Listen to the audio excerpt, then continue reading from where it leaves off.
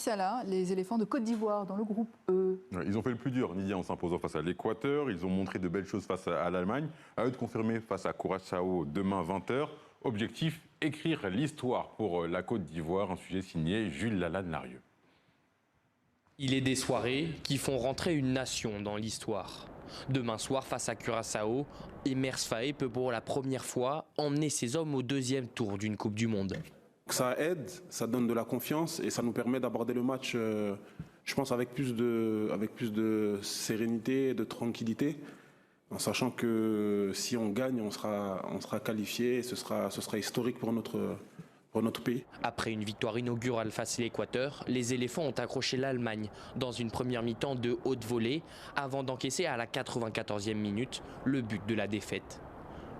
Une contre-performance qui a mis en lumière un milieu ivoirien toujours aussi solide, mais une attaque en panne d'efficacité.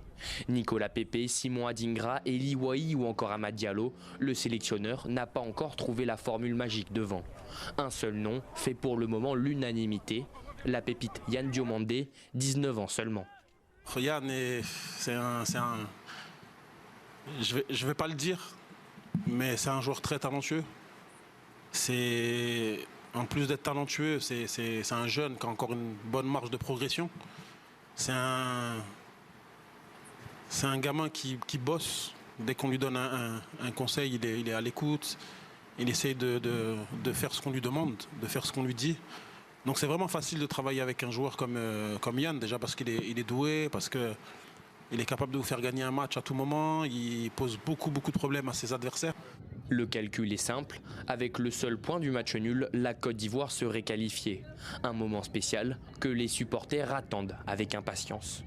J'ai l'impression qu'on peut vraiment essayer d'aller loin, car lors de la dernière Coupe du Monde, le Maroc était l'équipe africaine qui est allée le plus loin, jusqu'en demi-finale. J'espère que la Côte d'Ivoire pourra se qualifier pour la finale et peut-être même remporter le titre. C'est ce que je leur souhaite. Alors Curaçao-Côte d'Ivoire sera-t-il le match le plus important de l'histoire des éléphants? La réponse demain soir. Saïd, le début de compétition des Ivoiriens vous a convaincu? Oui, et c'est vraiment, ce n'est pas surprenant au final, parce que c'est une équipe qui évolue bien, qui a montré des promesses lors de la dernière Coupe d'Afrique des Nations, et moi j'aime bien cet effectif, même s'il y a un manque d'expérience, on l'a vu contre l'Allemagne avec cette défaite frustrante, mais encourageante au final, et je pense oui que les Ivoiriens vont quand même réussir à s'imposer contre Curaçao normalement, et vont faire de belles choses.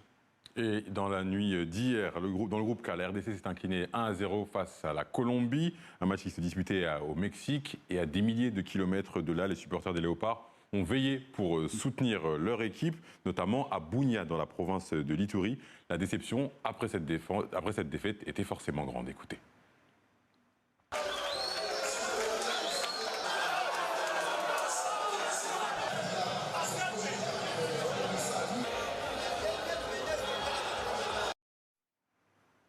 Mon frère, ne plaide pas. Très prochainement, ça va aller, ça va aller. Merci. Ça ira. Merci. On a surestimé la Colombie et grâce à ça, on a pu bien jouer. J'ai apprécié la façon dont le gardien a pu arrêter plusieurs ballons avant. Mais malheureusement, on nous a marqué. On espère que les prochains matchs, on fera de notre mieux pour gagner. Et je suis sûr que rien n'est perdu. Avec notre troisième match, j'espère qu'on va se qualifier pour le prochain tour. Je suis sûr et certain. Distel, il a manqué quoi aux Congolais pour faire un résultat dans ce match contre la Colombie? Il a manqué de l'expérience, bien sûr, contre cette équipe colombienne qui a entamé le match fort et qui a dominé les Congolais. Mais heureusement qu'on a eu notre gardien Lionel Passy des grands soirs avec une prestation XXL. Il a vraiment permis aux Congolais de pouvoir encore penser à cette qualification avec la troisième place qui est possible. Voilà, on a vu donc la tristesse et la déception des supporters congolais. L'ambiance était complètement différente du côté d'Accra. Les supporters des Black Stars ont célébré le match nul 0-0 du Ghana face à l'Angleterre. Un résultat qui leur permet d'être optimistes pour la suite de la compétition. Écoutez. Le match était incroyable. Les joueurs ont été bons. Nous les apprécions. Cette Coupe du Monde ne se résume pas à la tactique ou à l'histoire.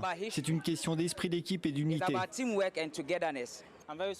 Je suis vraiment ravi de ce match nul. Je pense que ce résultat nous suffit car les Anglais ne sont pas une équipe facile à affronter.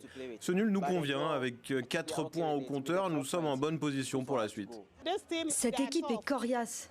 Nous ne nous attendions pas à ce qu'ils jouent ainsi, mais ils ont assuré. Nous sommes très fiers d'eux. Ils doivent continuer sur cette lancée.